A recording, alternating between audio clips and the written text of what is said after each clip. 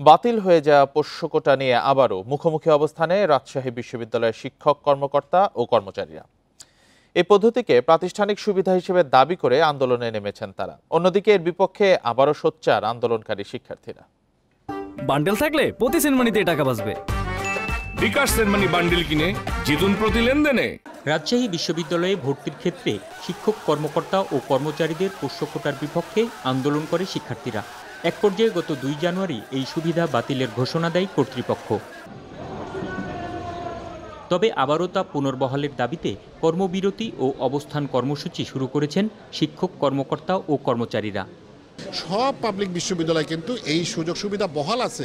Even এই 24-25 শিক্ষাবর্ষে অনেক বিশ্ববিদ্যালয় কিন্তু অলরেডি এই প্রক্রিয়ায় ভর্তিও হয়ে গেছে। অনেকেই ভুল বুঝে যে বোধহয় এটা আমাদের পোষ্য কোটা, এই নামে আমাদের মূল আসনের বোধহয় কমে যাচ্ছে, তা কিন্তু না। রাজশাহী বিশ্ববিদ্যালয়ে কোনো নামেই আর কোটা পদ্ধতি পুনর্বহাল করতে দেওয়া হবে না বলছেন শিক্ষার্থীরা।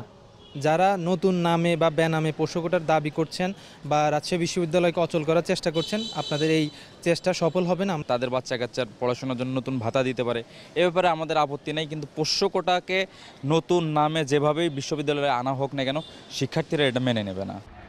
বিশ্ববিদ্যালয় কর্তৃপক্ষ জানিয়েছেন, বিভিন্ন শিক্ষা প্রতিষ্ঠানে এই সুবিধা চালু থাকায় এখানেও দাবি উঠেছে। তবে এ বিষয়ে চূড়ান্ত সিদ্ধান্ত নেবে ভর্তি কমিটি। এখন যেহেতু একটা সিদ্ধান্ত হয়ে আছে এবং সেটা আমাদের যে প্রক্রিয়া অনুসরণ করে সিদ্ধান্ত হয়েছে, চূড়ান্তভাবে আসলে ভর্তি কমিটি এই সিদ্ধান্ত নিতে পারবেন যে এই ধরনের বিশেষ সুবিধা বা প্রাতিষ্ঠানিক সুবিধা দেওয়া যাবে কি যাবে না। কোটা নিয়ে 2 পক্ষ সোচ্চার হওয়ায় ক্যাম্পাসের শান্তিপূর্ণ পরিস্থিতি নষ্ট হওয়ার শঙ্কা করছেন অনেকে।